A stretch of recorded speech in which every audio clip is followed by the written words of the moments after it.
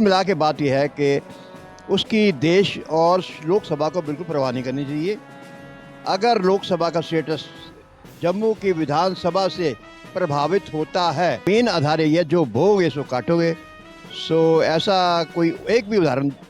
UP के 9 सीटों पर जिस तरीके से चुनावी महासंग्राम चल रहा है, तो इस विषय पर हम पूछेंगे। जी बताइए, हमारे साथ हैं पंडित जी हैं। हाँ जी, बताइए कि आपको क्या लगता है, किस तरीके से आप देखते हैं यूपी के 9 सीट जो जिस तरीके से संग्राम चल रहा है, इस पर आप क्या कहना चाहेंगे? देखिए, उत्तर प्रदेश में उपचुनाव 9 सीटों पे चल रहे हैं और 9 सीटों पर मुकाबले की टक्कर है, कांटे की टक्कर चल रही है यूपी चुनाव में। अखिलेश यादव भी पूरी ताकत लगा रखे हैं और उत्तर प्रदेश के मुख्यमंत्री आदित्यनाथ योगी जी भी लगा रखे हैं। अभी अंदाज लगाना बहुत मुश्किल है।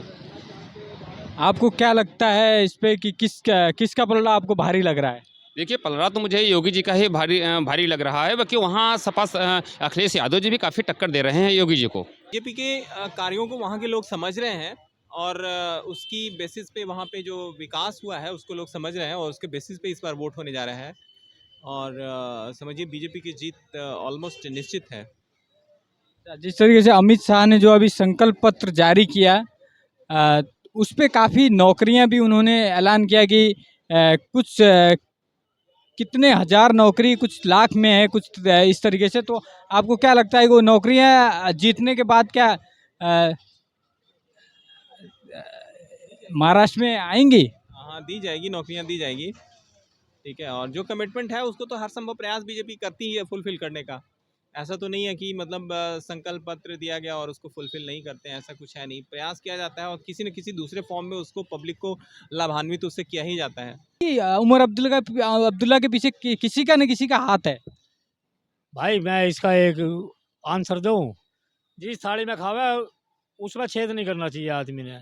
ये सारे के सारे वे कुत्ते हैं, उसी में खाऊंगे उसी में छेद करवाऊंगे।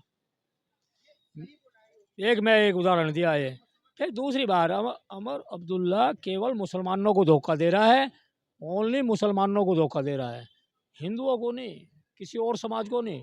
क्योंकि मुसलमानों को भी पता, सभी सर्व समाज को पता भारत के 370 अमर अब्दुल्ला के या किसी अन्य किसी भी नेता के कश्मीर में किसी की औकात नहीं। किसी के बाप ने ऐसा बेटा की परवरिश नहीं करी जो कि 370 पुनः वापस करवा दे।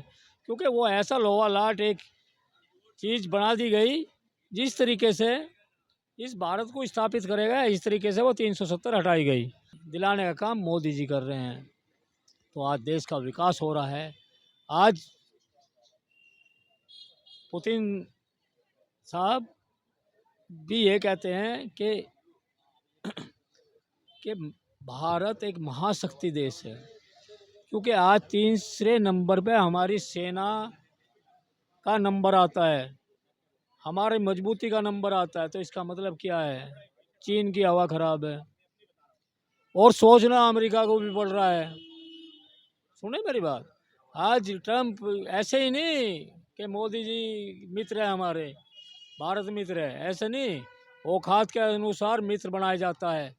एक भीख मांगने वाला एक अफसर का मित्र नहीं होता भाई साहब, कभी देखा नहीं होता ना। तो बराबरी से ही मित्रता निभाई जाती है। 20 फिर से बहाल करने की प्रक्रिया में लगेंगे। जी, बहाल करने के पर पे ये इनका कहने का मतलब ये था। और उसके बाद इन्होंने ये भी कहा था कि जिस तरीके से सेंट्रल गवर्नमेंट से हम मिलकर काम करेंगे। हाँ, करेंगे। लेकिन सवाल ये है कि ये समझदार इतने पढ़े लिखे मुख्यमंत्री ने इस तरह का बयान देकर जनता को गुमराह किया। जी और जनता को ठगा और अभी भी ठग रहे हैं। ये जो हंगामा जो बरस रहा है कश्मीर, जम्मू कश्मीर के असेंबली में, वो नागवार है, वो गलत है। और आई मीन इस तरह की हंगामे के पीछे कोई, it's a meaningless, it's a like you are creating a havoc. I mean, hue and cry in the assembly having no meaning, lawful meaning. I mean, this must be, recorded into a derogative way of action. Student जो है हताहत हो जाता है। आप देखेंगे भारत कहा जाता है युवाओं का देश है, जी और युवाओं को देश में आपके युवा का हर एक युवा का करीब 5 साल तैयारी में या पढ़ाई लिखाई में बर्बाद होना तय है। जी जी जब कोई डेट नहीं होता है, आप कैसे कह सकते हैं? आप देखिए जैसे आजकल के इतने ज़्यादा निराश हो चुके हैं युवा, ना तो वैकेंसी आ रही है जल्दी, और वैकेंसी आ रही है तो पेपर लीक हो रहे हैं, और पेपर लीक होने के बाद उनके एग्ज़ाम कब होंगे या फिर उनके आंसर की कब आएंगे। आंसर की बनाने में कम से कम 20 दिन या 25 दिन या महीनों तक लग जाते हैं। इतना क्या है, हम लोग जब स्टूडेंट हैं, जब एग्ज़ाम देते हैं तुरंत आंसर देते हैं, तो क्या आंसर की 10 दिन में नहीं बनाया जा सकता? क्या उनकी ऑफिशियल डेट नहीं जारी की जा सकती? ऐसा क्यों नहीं बनाया जाता है? क्योंकि उस बीच जो स्टूडेंट्स होते हैं उनकी तैयारी बहुत ज़्यादा प्रभावित होती है, वो तैयारी किसी अगले एग्ज़ाम की नहीं कर पाते। ये बहुत बड़ा चैलेंजिंग है। ये समझिए कोई भी स्टूडेंट अगर एक बार एग्ज़ाम दे दिया तो दूसरी बार दूसरे एग्ज़ाम की तैयारी करने के लिए सोचता रहता है कि कब आंसर किया है, और वो अगले एग्ज़ाम की तैयारी करे कि न करे उसका होगा या नहीं होगा। उस कसमकस में करीब 4 महीने 5 महीने बीत जाते हैं, और पता चला फाइनल रिजल्ट में उसका नाम नहीं आया। 5 महीने उसके समय बर्बाद हो गए। फिर अगले एग्ज़ाम की तैयारी करता है। ऐसे ऐसे करके लगभग एक एवरेज में 5 से 10 साल 8 साल के बीच में लगभग हर युवा का समय ख़राब हो जाता है। मेरा ये मानना है कि कम से कम एग्ज़ाम जो ढंग से हो रहे हैं उनको लाना चाहिए। अगर आप देखेंगे तो एक तरीके से आज 11 नवंबर था पीसीएस का, क्योंकि पीसीएस का जो था वो आज आंदोलन था, क्योंकि पेपर 2 शिफ्ट में कराए जा रहे हैं। जब ये देखिए, ये लोक सेवा आयोग की, राज्य लोक सेवा आयोग का प्रश्न वो एग्ज़ाम है, और इतना बड़ा एग्ज़ाम है, उसमें आप 2 शिफ्ट कराएंगे तो ये नुकसान हो जाएगा। इसलिए आज आंदोलन था। अब देखते हैं क्या होता है क्या नहीं होता है। और मेरा ये मानना है कि कोई भी सरकार हो, कम से कम एजुकेशन पे ध्यान दे।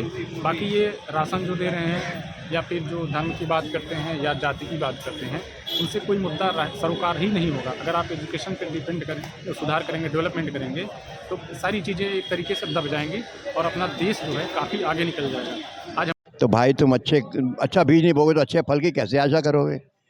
तो मेरा मेन आधार यही है, जो बोगे सो काटोगे। सो ऐसा कोई एक भी उदाहरण पूरी सृष्टि में बता दो कि तुमने बोया हो गलत और फल निकले हो अच्छे।